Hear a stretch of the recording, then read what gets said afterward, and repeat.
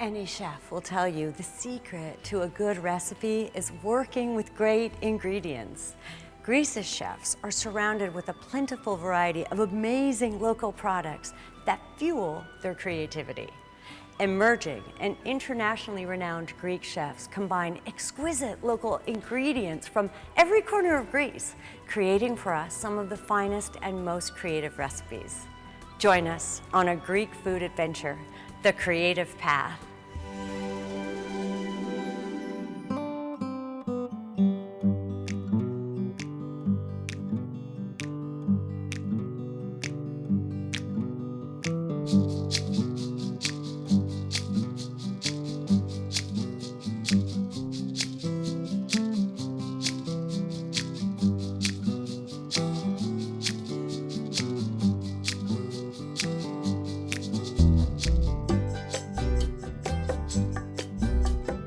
Από την κουζίνα μου δεν λείπει ποτέ ένα εξαιρετικό παρθένο ελαιόλαδο, ένα φανταστικό αλάτι μαζεμένο με το χέρι, αφρίνα δηλαδή.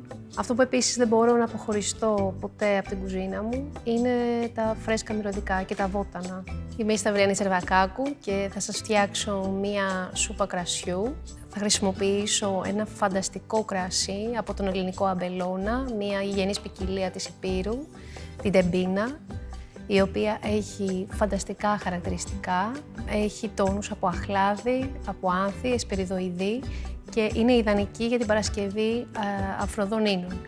Θα σας φτιάξω μια σούπα που συνδυάζει πάρα πολλά στοιχεία από το αμπέλι, όπως είναι η σταφίδα, τα αμπελόφυλλα και το ίδιο το κρασί που είναι το pop ζίτσα.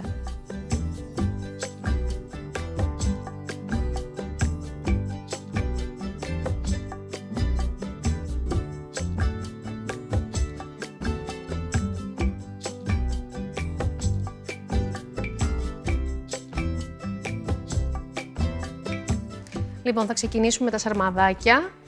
Θα χρειαστούμε λευκό και φρέσκο κρεμμυδάκι.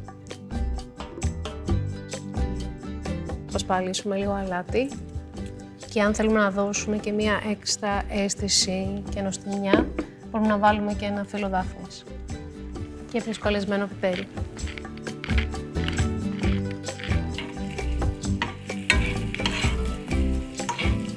Λοιπόν, τώρα που έχει γυαλίσει το κρεμμυδάκι, θα σοτάρουμε για πάρα πολύ λίγο και το ρύζι που θα μπει στα ντολμαδάκια. Και θα αδειάσουμε το περιεχόμενο του τηγανιού σε μία μπασίνα, όπου εκεί θα ενώσουμε και τα υπόλοιπα υλικά, αφού λίγο κρυώσει, για να μην μαραθούν τα μυρωδικά, το ρύζι με τα κρεμμύδια. Τα μυρωδικά μου είναι μαϊντανός, άνηθος, θέλουμε να δώσουμε μια έμφαση στον άνηθο, μελισσόχορτο και βασιλικός και ελάχιστη αρμπαρόριζα.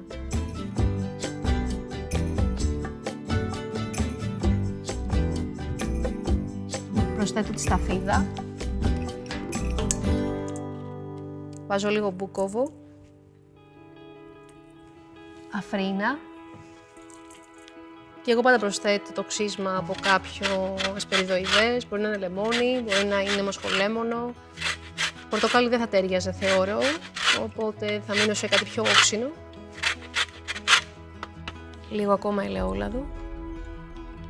Λίγη οξύτητα στην πράξη, έτσι ώστε να έρθει σε αντιδιαστολή με την μαύρη κορινθιακή σταφίδα. Ανακατεύω.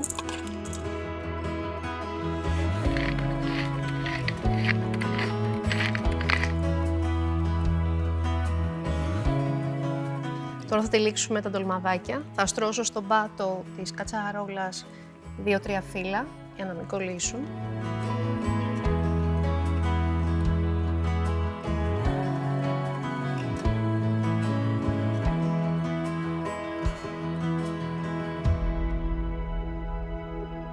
Λοιπόν, αφού τοποθετήσουμε τα σαρμαδάκια στην κατσαρόλα και τα στριμώξουμε λιγάκι, απλώνουμε πάνω τους λεπτές φέτες από λεμόνι.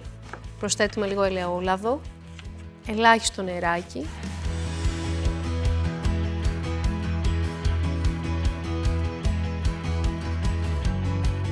Βάζουμε ένα πιατάκι για να τα κρατάει σταθερά και μαγειρεύουμε για περίπου 40 λεπτά σε μέτρια φωτιά. Και τώρα προχωράμε στη σούπα.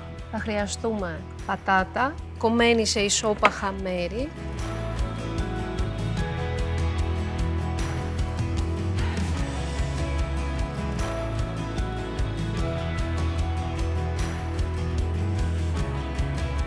μπουκόβο και το φρέσκο κρεμμυδάκι.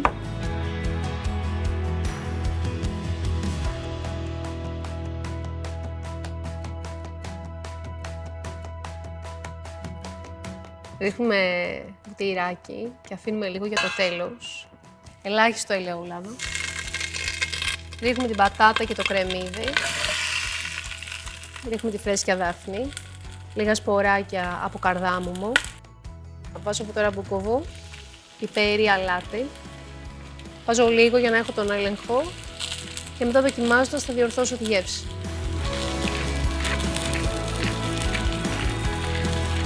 Θα ρίξω ρύζι, το οποίο θα το σοτάρω και αυτό.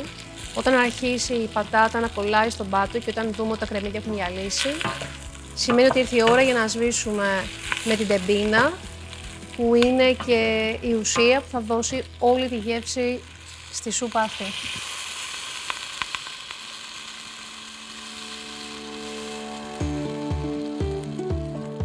Το αφήνουμε να βράσει, το σκεπάζουμε σε χαμηλή φωτιά και πριν το χτυπήσουμε με το ραβδοπλέντερ ή στο θερμομίξ, είμαστε σίγουροι ότι έχει μαγειρευτεί απόλυτα η πατάτα, τα κρεμμύδια έχουν μελώσει, έτσι ώστε να γίνει μια πάρα πολύ ωραία βελουτέ.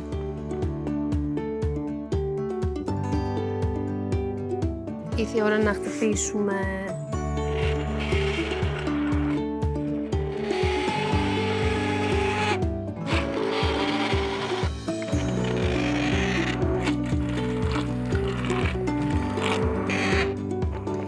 Ωραία, η βελουτέ είναι έτοιμη.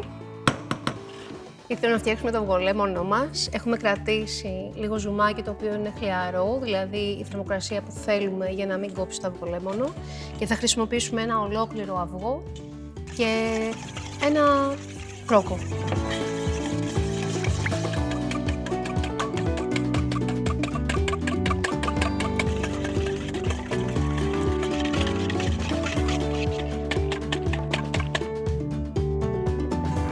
Και το ρίχνουμε σιγά σιγά στη βελουτέ, η οποία έχει ξεκουραστεί για 4 με 5 λεπτάκια. Προσθέτουμε φρέσκες μυρωδιές για να εκχυλιστούν και να δώσουν και αυτές το άρωμά τους στη σούπα και σερβίρουμε τη σούπα. Έχει πάρα πολύ ωραία υφή. Παίρνουμε τα ντολμαδάκια.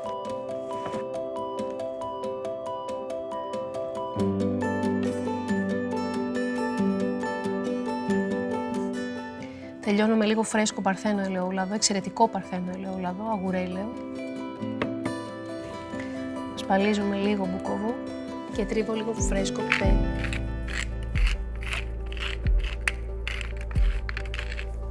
Αγαπώ επίσης πάρα πολύ και τον υποξηραμένο κόκκινο βασιλικό, που εκτός από ωραίο χρώμα θα δώσει και μια πολύ γλυκιά και μυρωδάτη γεύση. Είναι έτοιμο.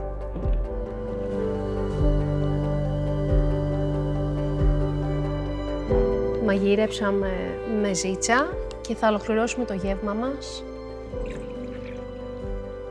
με ντεμπίνα,